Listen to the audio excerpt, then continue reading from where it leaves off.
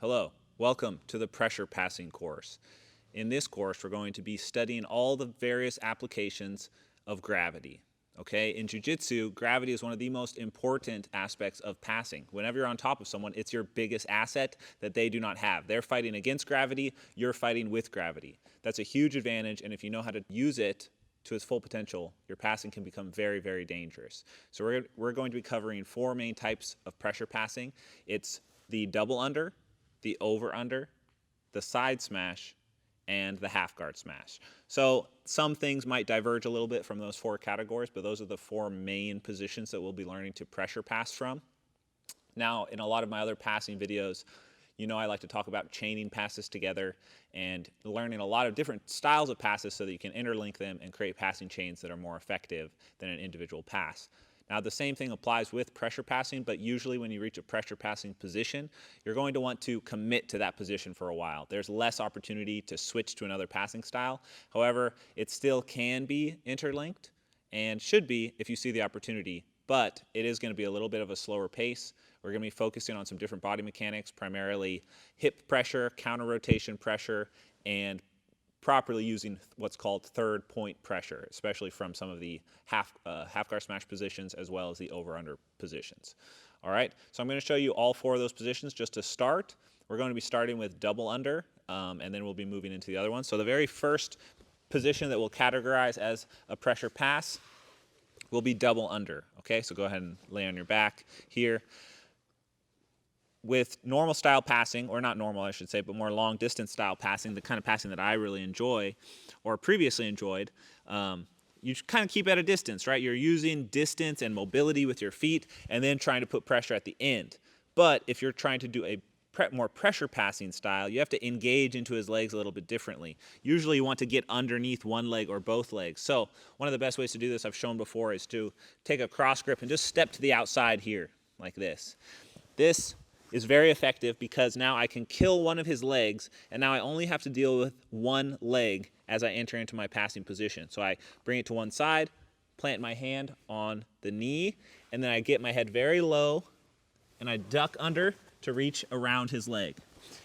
Now as I move my hips to the right, this leg becomes much lighter, and then I double under both of his legs. So this is the double under position. Now from here, he's going to be trying to control my hands and try and stop me from lifting him because he doesn't want me to stack him, okay? I'm not gonna pass his guard very effectively from here. My goal from a double under position is to create pressure by stacking him up on his neck. And we're gonna be going over all sorts of different ways to reach these positions to successfully pass your opponent's guard with some sort of maneuver that would look similar to that. So that's double under. Over under can be set up in the same way. A cross grip is very effective. However, you can just dive into the position.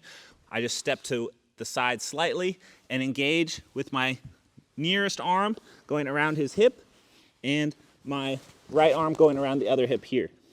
And then my goal is to put my head completely on the crook of his hip, facing away from my body, looking like this.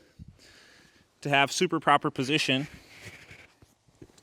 here like this, I need to walk his hip this way to straighten out his leg, and that changes the angle of his leg so he no longer has the ability to lift me or elevate me. If I straighten it here, now he can only move his leg directly up, which can be very difficult with my hip weight on top of it. And then as I walk more and more and more, twisting his hips, this leg becomes weaker and weaker, and then I can actually pass.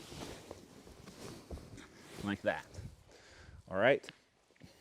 So the next one is smash half. Smash half guard is when you do a very similar setup, isolate one leg with both of my legs here into half guard, and then my goal is to get past his frames and arms however I can to reach this position here where I'm putting shoulder pressure. Smash half is when he has half guard on me, but he's not able to connect his arms in a way that's meaningful, and I'm using proper positioning and pressure to turn his face away from the way his legs are facing, and then we're gonna pass his guard from these positions, usually using a combination of knee cuts and quarter guards and windshield wipes to pass the guard either to mount or to side control. And the final position is actually just called position one. I haven't heard a better name for it yet, so we're gonna stick to it. So in this situation, I can do the same thing, cross grip, put the hand here, get my body very low and underhook the leg. I then bring my other knee across the other thigh and I get up onto both my toes. So I'm on the balls of my feet here. I have a lot of mobility in my hips.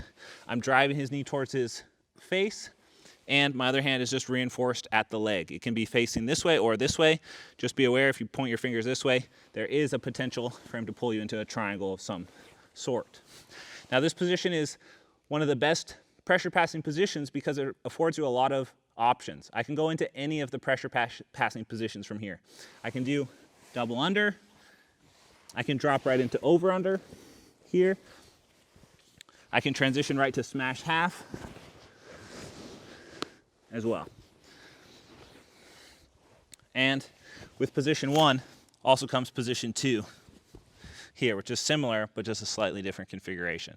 So we're going to be going over those 4 main positions with some branching options from each of them, starting with the double unders. So pay close attention. Make sure you finish the whole course. Don't leave it unfinished, because just like with anything, you need to see the full picture before you can really apply it. If you just watch a few videos and try and incorporate those, you're going to be at a loss for a lot of the options that your opponent may have if you're not aware of the full systems involved.